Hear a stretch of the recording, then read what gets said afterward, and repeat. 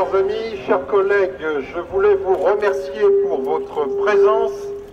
Un 23 juillet, c'est tout à fait remarquable la manière dont vous avez su vous mobiliser. Ça l'est d'autant plus que la CFE-CGC n'est pas spécialiste des grands rassemblements et des grandes manifestations.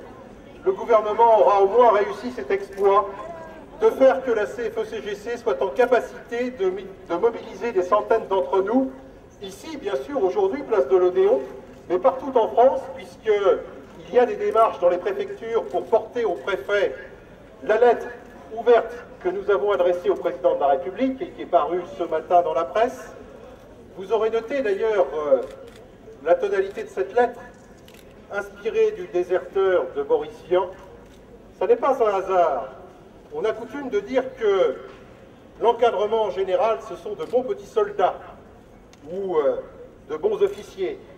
Et bien précisément, en mettant la pression toujours sur les mêmes, celles et ceux qui réalisent la performance et la réussite de nos entreprises, celles et ceux qui se mobilisent en permanence, qui font largement plus de 2000 heures par an, celles et ceux qui sont en forfait jour et qui avaient au moins la possibilité d'avoir l'espoir de bénéficier de temps de récupération, de temps de repos, au travers des journées de réduction du temps de travail, voire avec les textes votés par le Parlement, qui est décidément un stakhanoviste en matière de textes, puisque depuis un an, il nous a voté la loi TEPA.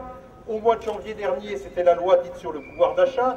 Nous savons que si nous ne voulons pas, ou si nous ne pouvons pas prendre nos journées de réduction du temps de travail, on peut les placer là où il y a un accord dans un compte épargne-temps, voire se les faire payer. Eh bien, 235 jours, on n'aura même plus à se poser la question, puisqu'il n'y aura plus de journée de réduction du temps de travail. C'est véritablement une forfaiture, pousser le bouchon très loin, pour faire en sorte que toujours les mêmes aillent jusqu'à la rupture, cette fois la rupture peut-être d'anévrisme, en tous les cas, travaillent toujours plus au détriment de leur santé, des équilibres entre leur vie personnelle, leur vie familiale et la vie professionnelle. Ça n'est pas tolérable.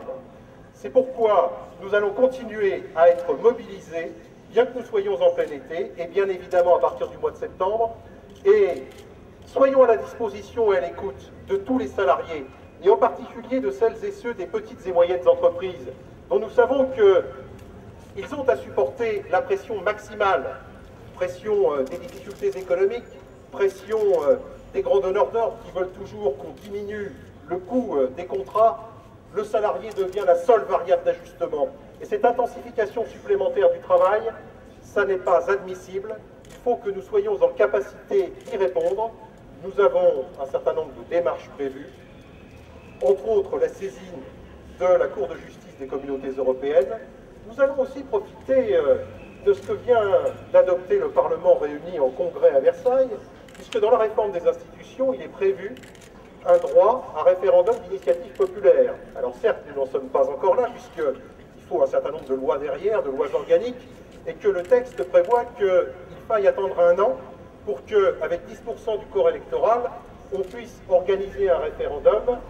Eh bien, si nous constatons qu'il y a des abus et des dérives avec ce plafond légal porté à 235 jours, nous demanderons un référendum d'initiative populaire pour abroger cette loi. En tous les cas, je vous remercie et je vous souhaite bon courage.